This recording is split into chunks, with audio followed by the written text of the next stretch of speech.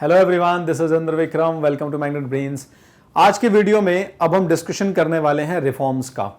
Industrial revolution के दौरान जितने भी प्रोटेस्ट मूवमेंट हो रहे थे उनमें फाइनली जाकर पार्लियामेंट को लेबर्स के सामने, वर्कर्स के सामने झुकना पड़ा और बहुत सारे रिफॉर्म्स जो है वो इनिशिएट हुए जिन्होंने आगे जाकर वर्किंग कंडीशंस को इंप्रूव किया। तो आज का वीडियो डेडिकेटेड है पूरा रिफॉर्म्स थ्रू लॉज। पिछले वीडियो में आपने देखा कि किस तरीके से प्रोटेस्ट मूवमेंट शुरू हुए। पिछले वीडियो में आपने ये भी देखा कि अलग अलग जो सेक्शंस हैं इन्हें किस तरीके से एक्सप्लॉइट किया गया। पार्लियामेंट ने सप्रेशंस किए कितने खतरनाक तरीके से, कॉम्बिनेशन एक्ट्स के थ्रू लोगों को विरोध करने, एक जगह इकट्ठा ना होने, बातें करने, यूनियन ना फॉर्म करने, तमाम तरीके के रेस्ट्रिक्शंस लगाए। लेकिन फाइनली जो लेबर क्लास था, जो वर्किंग क्लास था, जब इसने बड़े स्ट्राइक्स, प्रोटेस्ट ऑर्गेनाइज किए तो लोगों को समझ में आया कि प्रोडक्टिविटी भी हैम्पर होगी और साथ में ये सोसाइटी के लिए भी अच्छा नहीं है। इसलिए रिफॉर्म्स तो करने ही पड़ेंगे, आज नहीं तो कुछ और सालों बाद, पर रिफॉर्म्स करने पड़ेंगे। साथ साथ दुनिया में कुछ ऐसे बड़े परिवर्तन हो रहे थे जिन परिवर्तनों ने लोगों को समझाया कि कॉमन मैन, आम आदमी की जो ताकत है वो कहीं ज़्यादा है उन लोगों से जो शासन करते हैं। जैसे फ्रेंच रेवोल्यूशन, फ्रांसीसी क्रांति ने लिबर्टी, इक्वलिटी और फ्रेटर्निटी के कंसेप्ट को जिस तरीके से एस्टैब्लिश किया वो क्या था, ब्रिटिश पार्लियामेंट के लिए एक सीख था। ठीक है, तो वो जो रिफॉर्म्स इनिशिएट हो रहे हैं उन रिफॉर्म्स के बारे में बातें करते हैं। 1819 में 1819 में आपके लॉज जो है वो पास किए गए। किससे related? Laws were passed prohibiting the employment of children. ठीक है, 1819 में फाइनली जाके ऐसे बच्चे जिनकी आयु 9 वर्ष से कम है, ठीक है, under the age of 9 can not be employed in the factories. फैक्ट्रियों में अब उनका एम्प्लॉयमेंट नहीं होगा। चलिए, कुछ हद तक तो सुधार हुए, क्योंकि जिस लेवल पर बच्चों का शोषण हो रहा था, जिस तरीके से उनका जो बचपन है वो फैक्ट्रीज में, कोल माइंस में दब गया था, कहीं पनिशमेंट्स के तले एक्सप्लॉइट हो गया था, कैसे बहुत सारे बच्चों की मृत्यु हो गई थी इन एक्सट्रीम वर्किंग कंडीशंस में काम करते करते। तो उसके लिए अब कहीं जाकर कुछ लेवल पर इंप्रूवमेंट्स आए। ठीक है, working hours of those between the ages of 9 and 16 was limited to 12। अभी भी कोई बहुत बड़ी चीज नहीं है। 9 से 16 साल का बच्चा, 9 साल तक के बच्चों को तो चलो आप नहीं लगाएंगे काम पे, ठीक है, अंडर द एज ऑफ 9। देख रहे हो, मतलब रिफॉर्म्स भी हो रहे हैं। तो अब आप अंदाजा लगाइए कि ये रिफॉर्म का लेवल है। 9 साल के कम उम्र के बच्चे को आप काम में नहीं लगाओगे। 9 साल के बच्चे, 8 साल 6 साल के बच्चे काम में लगे हुए थे फैक्ट्रीज में। How inhuman this act was. ये कितना अमानवीय था। आप उस स्तर को समझ सकते हैं संघर्ष के कॉमन व्यक्ति के, कि 9 साल से कम उम्र का बच्चा, 5, 6, 7, 8 साल के बच्चे ये काम पे लगे हुए होते थे और अगर काम में गड़बड़ियां होती थी तो पनिशमेंट्स भी दिए जाते थे उनको। ठीक है, इन्हें शब्दों से बताया नहीं जा सकता है इस लेवल पे। अब 9 से 16 साल के बच्चे जो हैं इनको आप एम्प्लॉय तो कर सकते हैं काम में, लेकिन 12 घंटे उनके काम के आवर्स होंगे, मतलब लिमिटेड टू 12 आवर्स। तो इसका मतलब है 12 घंटे के ऊपर काम करते थे, 16-16 घंटे वो बच्चे काम करते थे। 9 साल की उम्र के कम बच्चे, 9 साल की उम्र से कम उम्र के बच्चे जो है 12 घंटे से ज़्यादा काम करते थे। क्या 9 साल से कम उम्र का बच्चा 12 घंटे 16 घंटे काम कर पाएगा? ये तो उसके 10 घंटे 12 घंटे सोने का समय होता है कि वो 10 घंटे सोए ताकि उसके बॉडी का डेवलपमेंट हो प्रॉपर, उसका फिजिकल और मेंटल डेवलपमेंट हो प्रॉपर। लेकिन यहाँ आवश्यकता इन लोगों को काम की तरफ मोड़ती थी और प्रॉफिट, पूंजीपतियों का प्रॉफिट, उनको शोषण करने में उनका ज़रा भी हिचकिचाहट नहीं होती थी।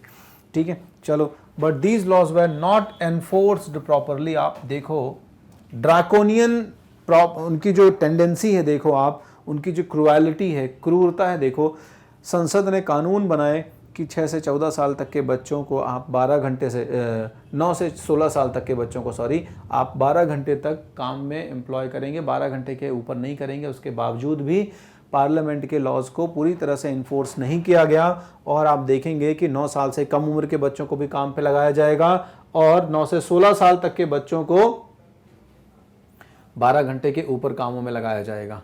क्लियर है? After intense protest by the workers, कुछ सालों बाद जब नॉर्थ इंग्लैंड में बड़े लेवल पर प्रोटेस्ट हुए, तब जाके 1833 में एक्ट पास हुआ। ठीक है, जिस एक्ट की वजह से कितना लंबा गैप है आप देख रहे हो। ठीक है, 13-14 साल के गैप के बाद जब लंबे प्रोटेस्ट हुए, तब प्रोटेस्ट के बाद फिर act permitted children under 9 to be employed only in silk factories. ठीक है, सिर्फ सिल्क फैक्ट्रीज में बच्चे जो होते थे 9 साल से कम उम्र के, उनको एम्प्लॉय कर सकते थे आप। ठीक है, लिमिटेड वर्किंग कंडीशंस। ठीक है, working hour for older children, बड़े जो बच्चे हैं थोड़ा सा उनके लिए, और बहुत कम काम के घंटे। And introduction of factory inspectors, हर फैक्ट्री में एक फैक्ट्री इंस्पेक्टर होगा। ठीक है, to ensure proper enforcement of the act. क्या खाक एनफोर्समेंट करवाएगा वो? हर कोई लालच में जिस जगह पर, जिस समय पर, जिस दौर में जी रहा है, अगर फैक्ट्री इंस्पेक्टर होगा भी तो फैक्ट्री इंस्पेक्टर क्या करेगा? पूंजीपतियों के सामने तो कोई भी झुकेगा ही, तो फैक्ट्री इंस्पेक्टर को तो कभी भी पूंजीपति व्यक्ति जो है अपने हिसाब से मैनिपुलेट कर सकता है।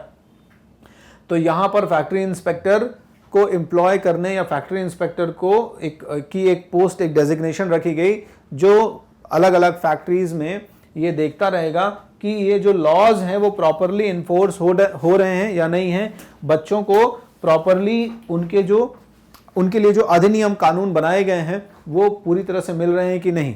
ठीक है, आगे जाकर the 10 hours bill was passed in 1847।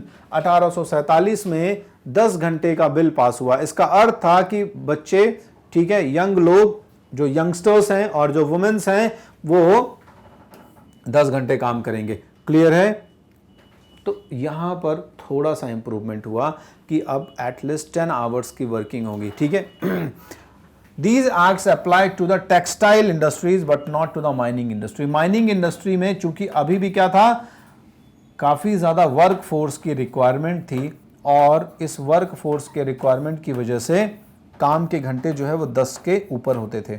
लेकिन आप टेक्सटाइल और बाकी जो इंडस्ट्रीज हो रही थी, cotton industry, textile industry, silk industry, यानी पूरा टेक्सटाइल इंडस्ट्री, इसको आप एग्रीगेटली कह सकते हो, यहाँ पर 10 घंटे काम करने के निर्धारित किए गए, क्योंकि ज़्यादातर वैसे भी टेक्सटाइल इंडस्ट्रीज में जो है वुमेन्स जो थी वो एम्प्लॉय हो रही थी। लेकिन फिर भी कंडीशन कोई इतनी भी अच्छी नहीं है, इतनी बेटर नहीं है। हाँ, फैक्ट्री एक्ट्स आते गए। शुरुआत में उन फैक्ट्री एक्ट्स में बड़े लेवल पर करप्शन भी चलता रहा, बड़े लेवल पर आप कह सकते हैं लूप होल्स थे, मैनिपुलेशंस थे, इंप्लीमेंटेशन नहीं हो रहे थे। लेकिन फिर भी फैक्ट्री एक्ट्स आते रहे और एक टाइम आया कि वर्किंग कंडीशन काफी हद तक सुधर भी गई। आगे जाके 1842 में माइंस एंड कॉलरीज एक्ट आया। कॉलरीज का मतलब है जहां पर कोल डिपॉजिट्स हैं, तो माइंस एंड कॉलरीज एक्ट आया।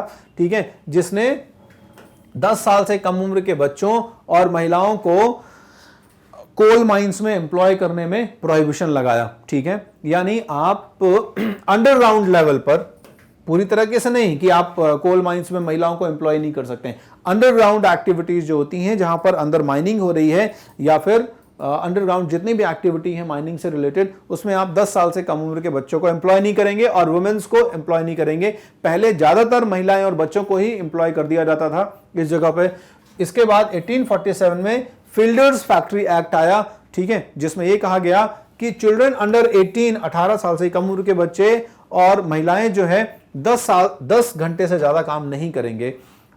1847 का fielders Factory act, it was a progressive act, काफी हद तक ये प्रोग्रेसिव एक्ट है। आप देख रहे हो 1847 में ये सिचुएशन है। 1847 की बात मैं बता रहा हूं, जब भारत में अंग्रेज उपस्थित थे और जब भारत का समाज, आप तुलना करोगे भारत के समाज और ब्रिटिश समाज की, तो आप देखोगे कितनी दुर्गति है वहां के लोगों की, खासकर सामान्य लोगों की। एटलीस्ट भारत में सामान्य व्यक्ति के साथ इतने बड़े अन्याय तो नहीं है ना, मतलब क्योंकि यहाँ के रूलर्स भले कैसे भी रहे हों बट इस लेवल पर तो नहीं थे। वो एक अलग, देखो अब कॉमन इंसान, कॉमन पीपल, जो ग्रास रूट लेवल का जो मास है वो तो हमेशा एक्सप्लॉइट होता है, लेकिन फिर भी इस लेवल पर तो ये बहुत इनह्यूमन ही हो गया, अमानवीय हो गया। ठीक है, तो 10 घंटे से ज़्यादा ये लोग काम नहीं करेंगे। As per the Fielders Factory Act of 1847। ठीक है, चलो आगे जाके देखो, जो मैं अभी बात बता रहा था ना वो यहां से रिलेटेड ही थी, तो यहां पे वो आई गई कि इंस्पेक्टर्स जो होते थे इनको अपॉइंट तो कर दिया गया, लेकिन इंस्पेक्टर्स जो होते थे दे वर पुअरली पेड। इनका जो भी सैलरीज और जो भी अलाउंसेस मिलते थे दे वर नॉट सफिशिएंट। अब पोस्ट तो आपने दे दी फैक्ट्री इंस्पेक्टर की, लेकिन इनको प्रॉपर पेमेंट तो दिया नहीं आपने, इसलिए they were easily bribed by the factory managers. तो फैक्ट्री मैनेजर्स और फैक्ट्री ओनर्स जो होते थे वो बहुत आसानी से इनको रिश्वत दे देते थे, और रिश्वत दे देते थे तो क्या होता था कि वो अलाउ कर देते थे कि ठीक है आप अपने हिसाब से काम करिए, रिपोर्ट ऊपर जो हम भेजेंगे वही रहेगी। और कागजी कार्यवाही के चलते कागजों में जो कुछ दिखाया जाता था वो ऊपर आइडियल कंडीशन दिखा दी जाती थी, और ग्राउंड लेवल पर कुछ और चल रहा होता था।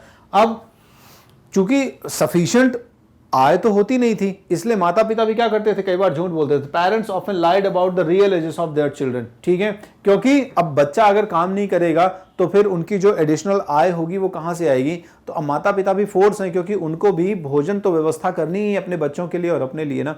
तो बच्चे की भोजन की व्यवस्था अब कैसे होगी, इसलिए कई बार वो बच्चे की आयु से रिलेटेड, रियल एज से रिलेटेड, वास्तविक आयु से रिलेटेड झूठ बोल दिया करते थे। ठीक है, क्योंकि if a child could bring additional earning, यानी कि अगर वो बच्चा अपना अर्न करेगा तो वो एडिशनल अर्निंग होगी। माता पिता की अर्निंग वैसे भी सफिशिएंट नहीं है, मेल को अलग मिलता था, फीमेल को अलग मिलता था, बच्चों को अलग मिलता था। ठीक है, so these laws faced difficulty in enforcement. जितने भी लॉज इंप्लीमेंट किए गए, इनैक्ट किए गए, उन लॉज का इन्फोर्समेंट जो है उस लेवल पर नहीं हो पाया जिस लेवल पर होना चाहिए था। ये प्रॉब्लम जो है, ये प्रॉब्लम सिंपली किस चीज की है, ये प्रॉब्लम है उस आइडियोलॉजी की, उस समय की, जो समय लोगों को फोर्स कर रहा है। समय किस चीज का, पूंजीवाद का वो दौर जिस पूंजीवाद में हर कोई प्रॉफिट कमाने और एक शो का जो संसार है, दिखावटीपन का जो संसार है, उसकी तरफ जाने की कोशिश कर रहा था। ठीक है, अब ऐसे में हर एक व्यक्ति चाह रहा था कि हमारा जीवन स्तर ऊंचा उठे। गांवों से माइग्रेट किए हुए शहरों की तरफ जो लोग थे, कॉमन लोग थे, उन्हें लगता था कि अगर हम गांव से शहर की तरफ आए हैं तो हमारा कुछ जो जीवन स्तर है, अर्निंग्स हैं, वो इंक्रीज होनी चाहिए, वो इन्हांस होनी चाहिए। ठीक है, ऊपर से 16 घंटे 17 घंटे काम करने के बाद भी जो आय होती थी वो इतनी सफिशिएंट नहीं होती थी कि उस समय के जो आर्थिक हालात हैं उन आर्थिक हालातों में वहां पर जिया जा सके, एक स्वस्थ जीवन जिया सके। स्वस्थ जीवन तो छोड़ो, एक औसत से भी कम का जीवन जिया जा सके। यही कारण था कि माता पिता जबरन या माता पिता मजबूर होते थे, फोर्स्ड होते थे अपने बच्चों को भी काम करवाने के लिए। ठीक है, तो this is actually the scenario of industrial revolution. औद्योगिक क्रांति का ये सिनेरियो है। अभी आगे हम और कुछ पॉइंट्स हैं जिनके बारे में हम डिस्कशन करेंगे। बने रहिए मैग्नेट ब्रेन्स के साथ। Thank you.